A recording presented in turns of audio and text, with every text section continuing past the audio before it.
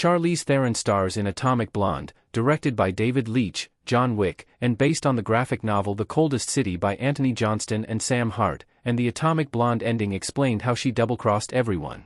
Theron stars as Lorraine Broughton, an MI6 agent assigned to Berlin in November 1989, just as the Berlin Wall was about to fall. Her mission is to rendezvous with MI6 Berlin station operative David Percival, James McAvoy, and recover the list, which contains all of MI6 deep cover operatives in both East and West Berlin.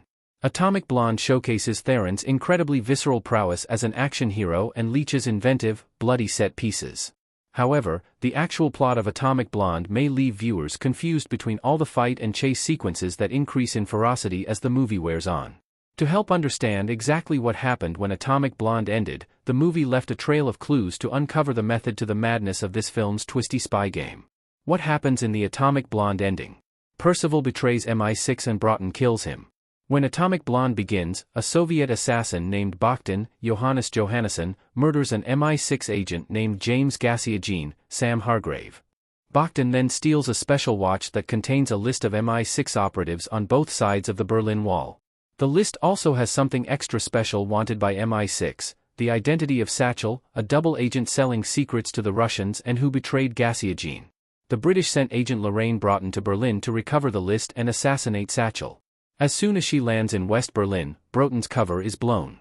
The Russians attempt to kidnap her, though both David Percival and a French agent named Delphine Lassalle, Sophia Baudella, are also on her tail. Percival picks Broughton up after she overcomes the Russians. In the end, Percival, who works both sides of the Berlin Wall and deals in counterfeit goods, has completely gone into business for himself and forsaken his allegiance to MI6. Broughton's mission becomes a quest to help smuggle a Stasi officer named Spyglass, whom the Russians want dead as a traitor, over the wall. As Broughton escorts Spyglass, Percival makes his move, and he shoots Spyglass in the middle of a crowded public demonstration once he sees Spyglass' family to safety because Percival couldn't have another copy of the list in the open, which Spyglass could provide. Spyglass, gravely injured from being shot, drowns in the river. Meanwhile, Broughton has begun a sexual relationship with Lassalle, who has been following Percival's activities and took photographs of Percival killing Bogdan and taking the list for himself. Broughton discovers a bug planted by Percival in her coat, allowing him to overhear most of her conversations in Berlin. Percival promptly murders Lassalle in her flat, and in his final confrontation with Broughton, Percival reveals he isn't Satchel and taunts her that he knows all about her before she executes him. With Percival dead, Broughton acquires the list. Her mission is complete but not quite. Who is Satchel? Lorraine Broughton is Satchel and she is a triple agent. There's more to Lorraine Broughton than meets the eye. When her superiors debrief Lorraine in London, she presents them with spliced audio recordings that prove Percival is Satchel. She also tells them she doesn't know where the list is, and they accept it.